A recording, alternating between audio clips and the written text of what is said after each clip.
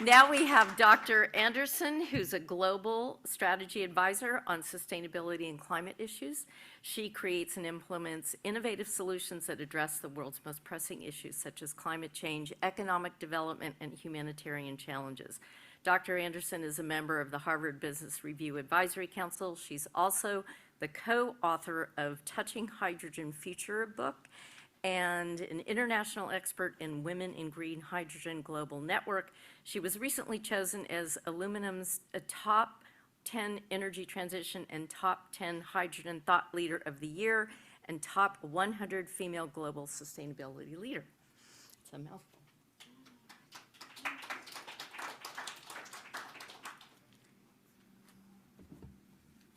Well, I certainly learned a lot about lettuce, so we're gonna leave the lettuce in the present, and let's take a trip to the future.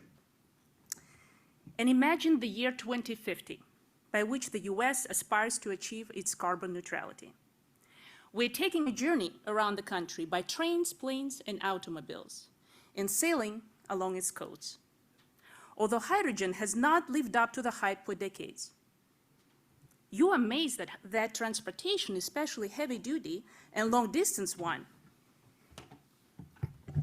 some aviation and shipping, are hydrogen-powered.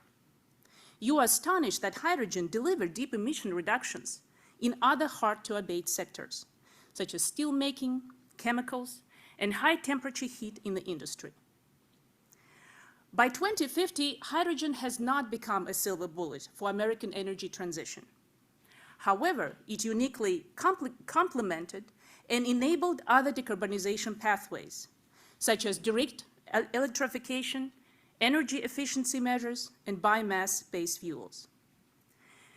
Finally, as you admire the sunset over the deck of a ship tracing the West Coast, you think, how did we get here? How did we obtain this affordable clean hydrogen? And as you ponder, sipping California Pinot Noir, the captain shouts you the answer. On your left, take a look at a coastal green hydrogen hub, the first one in America. George Washington Carver once said, "Without vision, there is no hope." This saying especially applies to building a hydrogen economy. Before diving into my optimistic vision and recommendations, I would like to briefly discuss my research concept of a coastal green hydrogen hub and current potential examples in the US.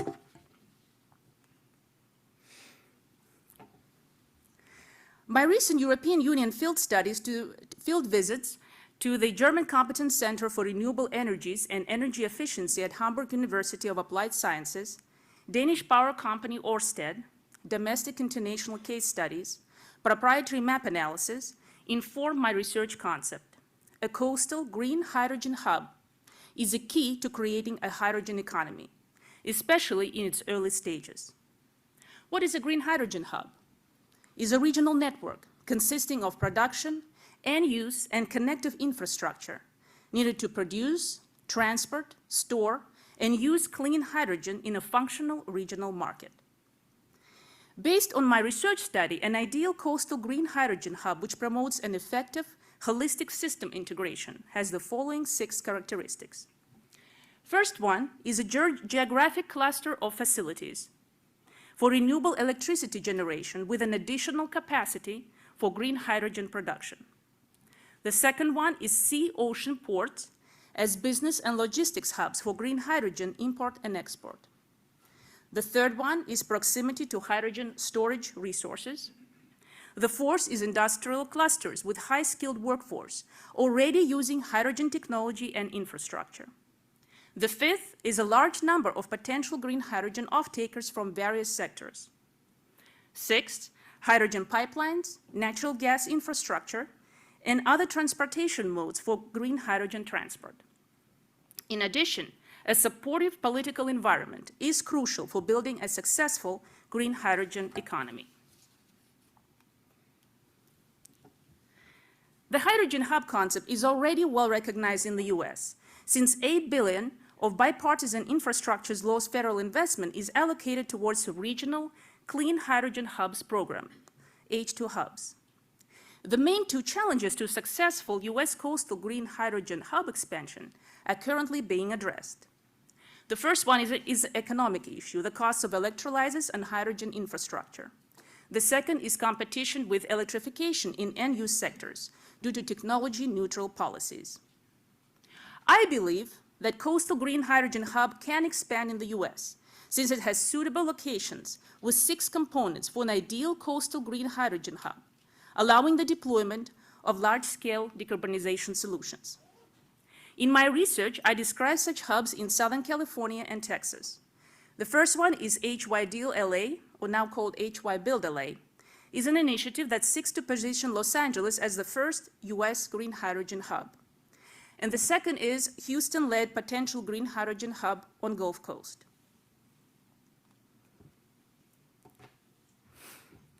My study outlines an optimistic vision for expanding U.S. coastal green hydrogen hubs. The vision is based on 3 pillars. The first pillar is a transition governance model from Dutch Research Institute for Transitions, DRIFT, in Rotterdam, Netherlands, which I visited last summer, where transition is defined as a process of structural, non-linear systemic change in a dominant regime that takes place over decades. And regime is a prevalent and familiar way of thinking, organizing, and doing in societal subsystem. The second pillar is Van der Brecht's theoretical perspective on sustainable development, which focuses on maintaining co-evolutionary, co-adaptive capacity in terms of knowledge and technologies to react to uncertainties, fostering economic diversity of actors, sectors, and technologies. The last pillar of the vision is based on Energy Imperative by Hermann Scheer, the past chairman of World Council for Renewable Energy. Due to current energy security concerns about Russian natural gas, I agree with Hermann Scheer's avoidance of the traditional power industry alternatives as bridges to renewable energy. For example, investing in blue hydrogen as a bridge to green hydrogen. My vision for developing U.S. coastal green hydrogen hubs is a modified version of DRIFT's model. I introduce a new concept for describing the transition governance model for building a hydrogen economy, which I named a quasi-revolutionary transition.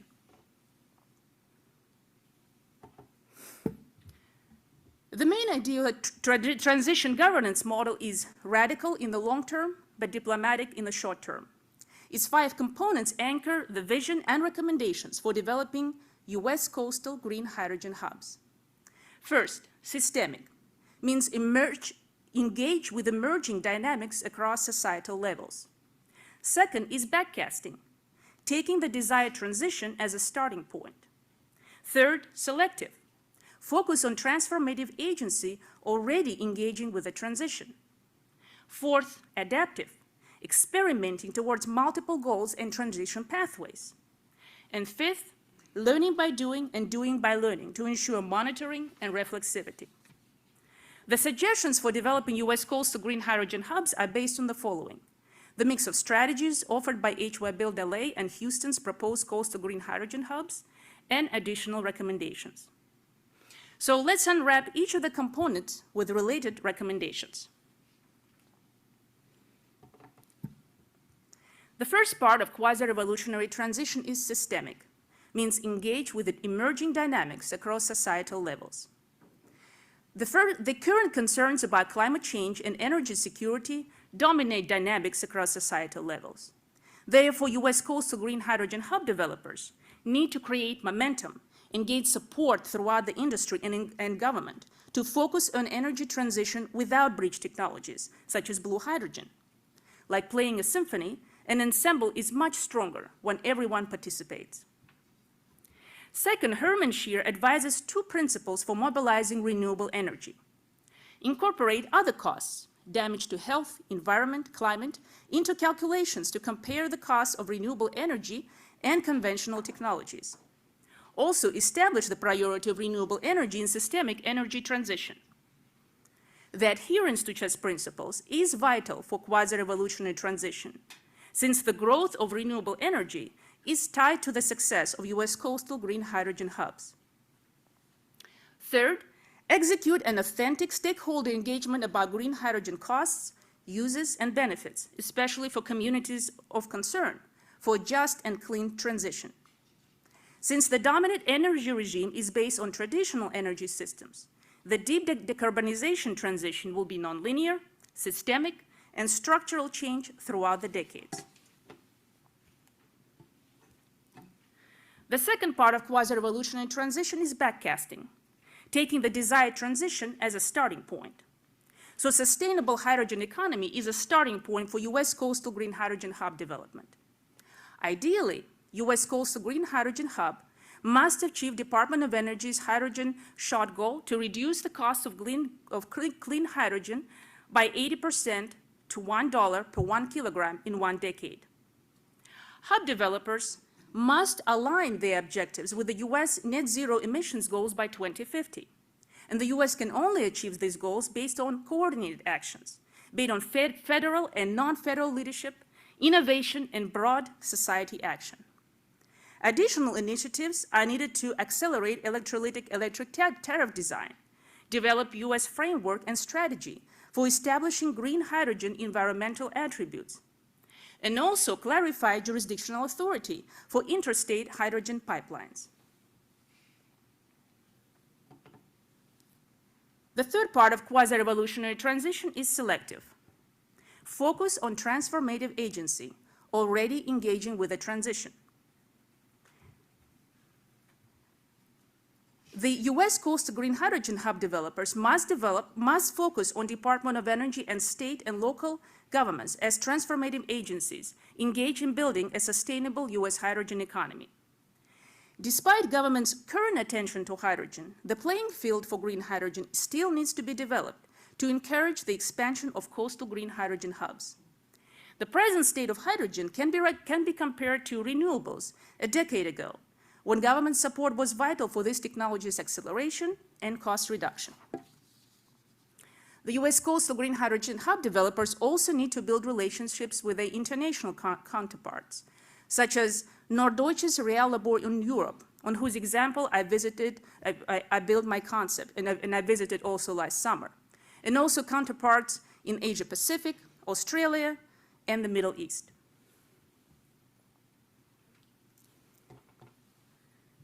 The fourth part of quasi-revolutionary transition is adaptive, experimenting towards multiple goals and transition pathways.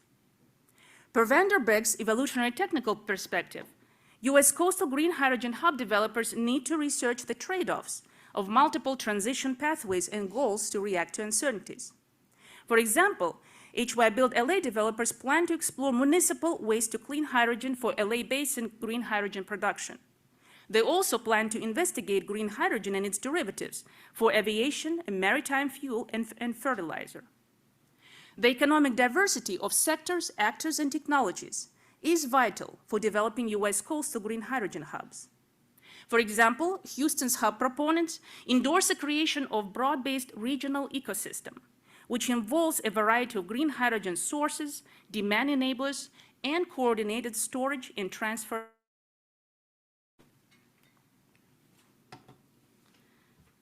The last part of quasi-revolutionary transition is learning by doing and doing by learning, in order to ensure monitoring and reflexivity. For the US coastal green hydrogen hub to deliver on its promise to become a key to creating a hydrogen economy, it must address any associated challenges swiftly. It is easier and cheaper to develop such a hub right the first time than to fix it later. Transition management can help co-evolutionary processes by utilizing specific visions, transition trials, and cycles of learning and adaptation. Hub developers also need to divide projects in multiple phases to guarantee reflexivity and monitoring of efforts. For example, after identifying green hydrogen demand in phase 1, the HY Build LA hub is building on previous work to co-create the path forward on foundation on environmental justice. Phase 2 reflexive and monitoring engagements are by monthly meetings, monthly working groups, and mini groups to speed up the hub development process. The H2 at Scale program is also crucial in implementing the large US green hydrogen infrastructure initiatives. For example, H2 Scale at Texas projects demonstrate learning by doing and doing by learning through 2 related projects. The first is a novel hydrogen infrastructure project at the University of Texas in Austin, And the project team also conducts a feasibility study for hydrogen production and scale-up at the Port of Houston, assessing the political, technological, and economic factors necessary for building a hydrogen economy. In sum, the current initiatives implemented by HY Build LA and H2 at scale guarantee monitoring and reflexivity needed for the effective deployment of US coastal green hydrogen hubs. In conclusion, my research explains how the development of US coastal green hydrogen hubs can catalyze an accelerating hydrogen economy, primarily in its early stages, and also serve as a potential decarbonization strategy to achieve US net zero emissions by 2050. My research also explains quasi-revolutionary transition, which is a transition governance model towards building a sustainable US hydrogen economy in the current geopolitical conditions. 54 years ago, America put the first man on the moon. The Apollo 11 mission relied on liquid hydrogen to propel the rockets and on hydrogen-powered fuel cell system, which supplied electricity and water for the mission. Since 1969, the US has remained a leader in hydrogen technology. Currently, other countries are also making ambitious plans for hydrogen economies, and the US has to continue leading in this growing industry. Despite challenges, I remain optimistic about the future, because we Americans have a tradition of rising to a challenge. Whenever problems seemed unsurpassable, bold individuals stepped forward and led us to the right solutions. The energy transition is a tough but not an impossible challenge. Therefore, I believe that my optimistic vision and recommendations for developing coastal green hydrogen hubs provide a way for the US to solidify its global hydrogen position. Thank you.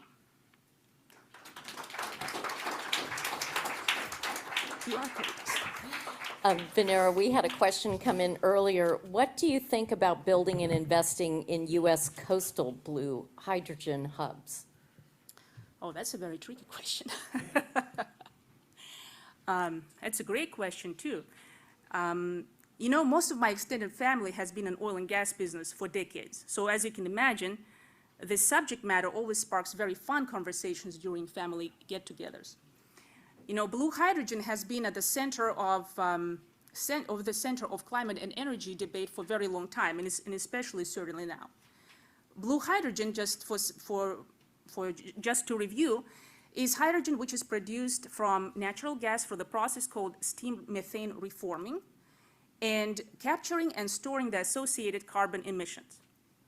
So it is true that the US has ample and affordable natural gas and also ample carbon storage capacity to produce as much of blue hydrogen as it wants. As a matter of fact, there is this company called Air Products, which is currently building a landmark blue hydrogen facility and is investing for $4.5 billion in it to come online in 2026 and produce 750 million cubic feet of blue hydrogen daily. So the fossil fuel industry really has a vested interest in existing business model, and of course wants to bring as many investors as possible to these projects. But let me articulate some of my concerns. Well, first of all, I'm very concerned about residual emissions associated with the blue hydrogen production. So even with the high capture rate of carbon emissions and also low methane, low leakage of methane, you still have these residual emissions. And the UK Committee for Climate Change believes that these residual emissions will range between 15 to 40%. So at best, blue hydrogen can be a partial decarbonization solution for some niche energy demand sectors. And at worst, the use of blue hydrogen will actually stop concentrating on a clear value of other low carbon alternatives, such as electrification and also development of green hydrogen. Also, if I recall, last October, ratings agency Moody's also mentioned that the blue hydrogen projects leave companies vulnerable because of the growing decarbonization agenda. And long-term, these projects will be long-term credit negative. I also recall that there's a financial think tank, Carbon Tracker, which also mentioned that the blue hydrogen projects will be stranded assets by 2030, since none of the net zero scenarios actually support for more gas supply and expansion. Another think tank, IDTX, mentioned that by 2033, blue hydrogen sector will be worth only $34 billion in value, whereas green hydrogen sector will be worth $120 billion. So blue hydrogen will actually be 4 times less. So for these reasons, I believe in supporting and investing in green hydrogen hubs versus blue hydrogen hubs. And I see there is a lot of global investors share the same opinion. For example, in 2022 alone, 680 large-scale global production projects were announced in the last year. So that's amounting $240 billion in direct investment. And private equity and venture capital has been very, very bullish on hydrogen sector too. If I recall, private equity invested $3.1 billion in hydrogen-related projects, and venture capital invested $2.6 billion in 192 startups across the sector. And if you read last weekend Sunday New York Times, there was a huge article on green hydrogen. So even the big companies like BP, then the company Fortescue Green Energies, they're all betting on green hydrogen versus blue hydrogen. So it's a lot of information why I believe in green hydrogen.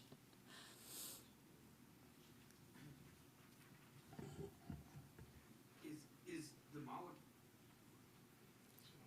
I'll just speak. I can hear you. Is the molecule itself an idiosyncratic problem with storage of hydrogen? When I turned 18, my father asked me what I wanted to do, and I said, I want to be the czar of hydrogen. It's going to fuel the future. And he said, what else would you want to do? I said, senator. And he said, tell me more about this hydrogen shit. So, and it doesn't seem that storage problem, even in the 80s, when I read about it, seemed to be the problem. Yes. You need to compress it, or you have to have composite materials.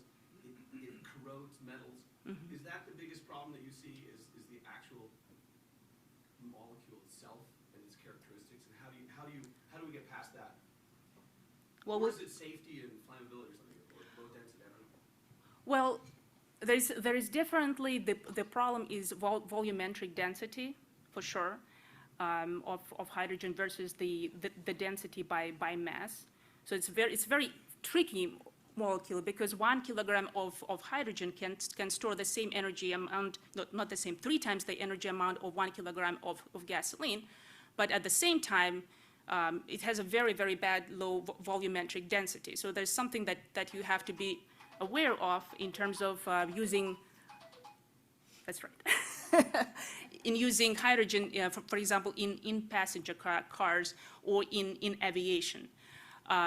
The problem of storage, yes, storage is it is a big problem, but chemistry is going forward, probably from the years when you were a teenager. So there is you can store hydrogen by compression in various tanks, and there is also you can store hydrogen in metal hydro. Yes, and